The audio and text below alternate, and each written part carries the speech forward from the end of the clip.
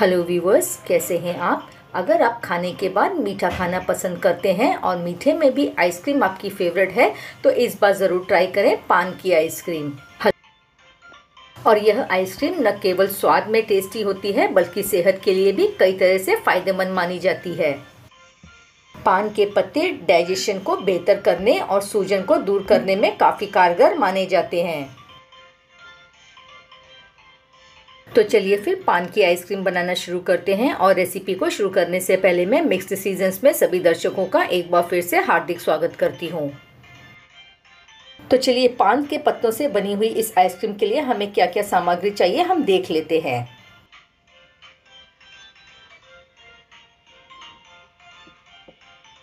टूटी फूटी लेंगे 2 टेबलस्पून, गुलकंद भी लेंगे 2 टेबलस्पून और इलायची का पाउडर लेंगे आधा टेबलस्पून। उसी के साथ में 1 टेबलस्पून सौंफ लेंगे। और अब 2 टेबलस्पून कॉर्नफ्लोर ले लीजिए और उसी के साथ में आधा कप हम चीनी लेंगे। और यहाँ पर लेंगे 3 पान के पत्ते। ये आपको फूल की दुकान में या पान की दुकान में आसानी से मिल जाएंगे। और पान के पत्तों में ये जो मोटा डंठल है ना, इसे हम निकाल के अलग कर लेंगे और इसका हार्ड पार्ट भी निकाल लेंगे और उसे ना इस तरह कैंची की सहायता से निकाल कर अलग कर लें। दर्शकों, वीडियो पसंद आ रही है तो इसे लाइक करें, फ्रेंड्स और फैमिली के साथ में शेयर करें और सब्सक्राइब भी ज़रूर करें और बेल बटन आइकॉन प्रेस करें जिससे मेरी नई नई रेसिपीज़ की वीडियो की नोटिफिकेशन सबसे पहले आप तक पहुंचती रहेगी। तो चलिए अब हम सभी चीज़ों को इधर साइड में रख देते हैं और नेक्स्ट स्टेप की तरफ चलते हैं। तो पान की आइसक्रीम बनाने के लिए यहाँ पर मैंने 500 ml फुल क्रीम दूध का इस्तेमाल किया है।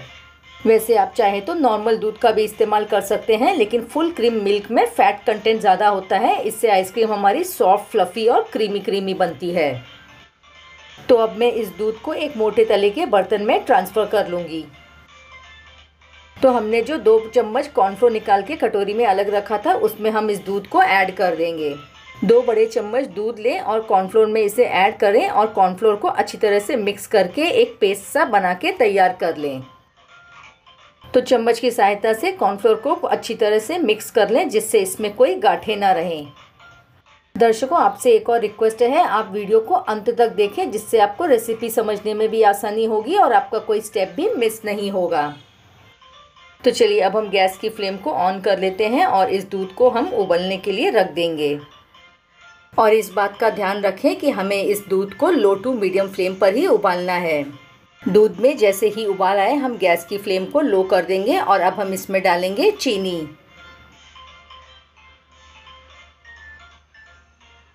चीनी डालने के बाद में दूध थोड़ा सा और पतला हो जाता है तो अब आप इसे 5 से 6 मिनट तक धीमी आंच पर और उबलने दें। तो इस तरह दूध भी हमारा थोड़ा सा और गाढ़ा हो जाएगा और हमारी आइसक्रीम भी सॉफ्ट, फ्लफ़ी और क्रीमी टेक्सचर की बनेगी। आप देख सकते हैं दूध पहले से थोड़ा सा और गाढ़ा हो गया है। तो अब हम इसमें डालेंगे पहले से तैयार किया हुआ कॉर्नफ्लोर का पेस्ट। और इस पेस्ट को दूध में एक साथ ना डालें, इसे थोड़ा थोड़ा डालें। आप देख सकते हैं मैंने इस कॉर्नफ्लोर के पेस्ट को एक साथ नहीं डाला है, 2 से 3 बार करके डाला है। एक हाथ से आप पैन के इस दूध को चम्मच की सहायता से चलाते रहें और दूसरे हाथ से कॉर्नफ्लोर के पेस्ट को डालते रहें। कॉर्नफ्लोर के इस पेस्ट को दूध में डालने के बाद आप देख सकते हैं दूध यहाँ पर गाढ़ा होना शुरू हो गया है। इसे आप लगातार चलाते रहें जब तक कि दूध पूरी तरह से गाढ़ा ना हो जाए। आप देख सकते हैं चम्मच के ऊपर एक मोटी सी कोटिंग जम गई है। तो समझिए कि आइसक्रीम के लिए दूध यहाँ पर पूरी तरह से पककर तैयार है।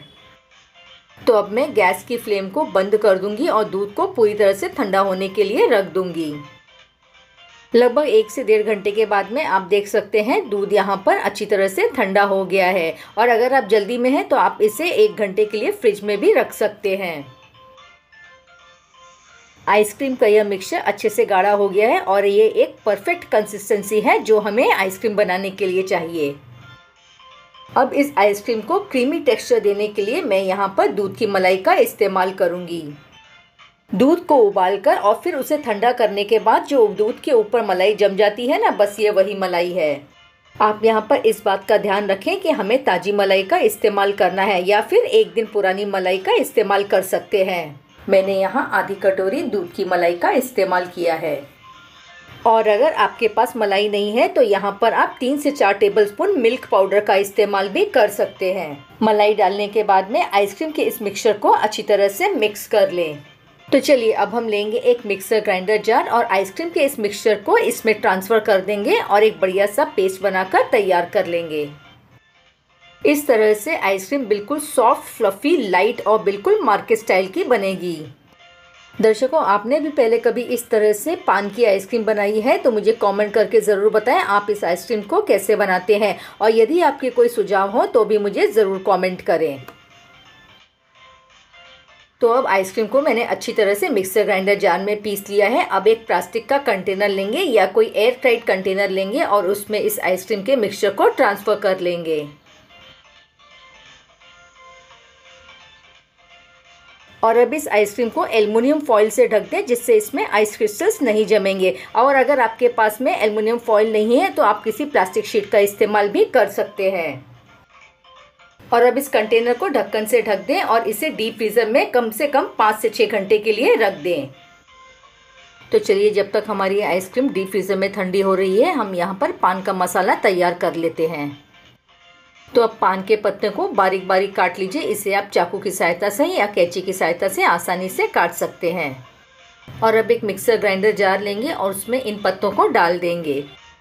और पान के पत्तों के साथ में इसमें हम ऐड करेंगे इलायची पाउडर, सौंफ और उसी के साथ में गुलकंद भी ऐड कर देंगे।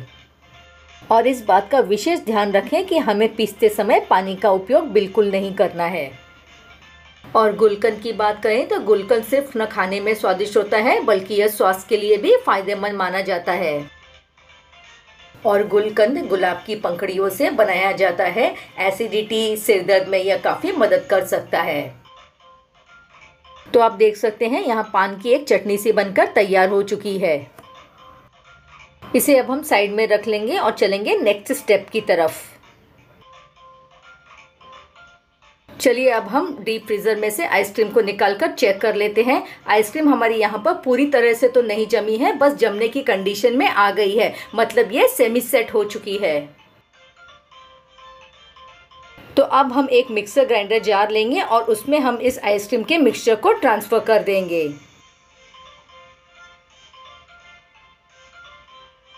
और अब इसी मिक्सर ग्राइंडर जार में हम पान की चटनी को भी इसमें ऐड कर देंगे। और अब इस पान की आइसक्रीम को और ज़्यादा खूबसूरती देने के लिए मैं यहाँ पर लिक्विड ग्रीन फूड कलर का इस्तेमाल कर रही हूँ, लेकिन यह बिल्कुल ही ऑप्शनल है, आप चाहें तो इसे स्किप कर सकते हैं। अब इस कलर को आइसक्रीम के इस मिक्सचर में अच्छी तरह से मिक्स कर लें। अब फिर से इस आइसक्रीम को एक बार ब्लेंड कर लें जिससे कि पान का मसाला और कलर सब एक दूसरे में आपस में अच्छी तरह से मिक्स हो जाएंगे। तो चलिए मैंने आइसक्रीम को फिर से एक बार 2 मिनट के लिए पीस लिया है। अब हम इसका फाइनल रिजल्ट देख लेते हैं। आप देख सकते हैं आइसक्रीम का कलर बहुत अच्छा आया है। अब हम इसे फिर से एक बार प्लास्टिक के कंटेनर में ट्रांसफ़र कर लेंगे। और दर्शकों यकीन मानिए यह आइसक्रीम इतनी स्वादिष्ट बनेगी कि कोई कह नहीं सकता है कि आपने इसे घर पर बनाया है। और अब इस आइसक्रीम को और भी ज़्यादा आकर्षक बनाने के लिए इसे टूटी फूटी से सजा दें।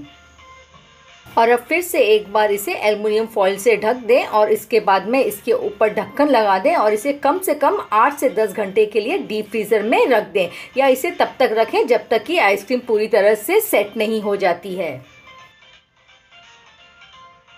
चलिए लगभग 10 घंटे हो चुके हैं। हम आइसक्रीम के कंटेनर को खोल के चेक कर लेते हैं आइसक्रीम हमारी जमी है या नहीं। 10 घंटे के बाद आइसक्रीम पूरी तरह से सेट हो चुकी है। और दर्शकों मुझे पूरा यकीन है कि ये आइसक्रीम आपके बच्चों को भी बहुत पसंद आएगी। आप इस आइसक्रीम का टेक्सचर देख सकते हैं, बिल्कुल मार्केट जैसा है।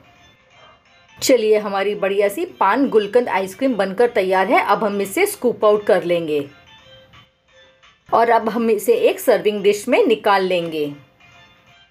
और दर्शकों अगली बार बाज़ार से महंगे दामों पर आइसक्रीम खरीदने की जगह पर आप किफ़ायती दाम पर इस तरह से आइसक्रीम बनाएं और अपने परिवार के साथ में आनंद उठाएं। दर्शकों आप भी मेरी इस रेसिपी को स्टेप बाय स्टेप फॉलो करें और एक बार ज़रूर इस तरह से पान गुलकंद की आइसक्रीम बनाकर ट्राई करें और मुझे कमेंट करके बताएं आपको मेरी ये रेसिपी कैसी लगी। वीडियो को अंत तक देखने के लिए आपका बहुत बहुत धन्यवाद। फिर मिलेंगे किसी और मज़ेदार रेसिपी के साथ। तब तक खाते रहिए, खुश रहिए और अपनी सेहत का ध्यान रखिए।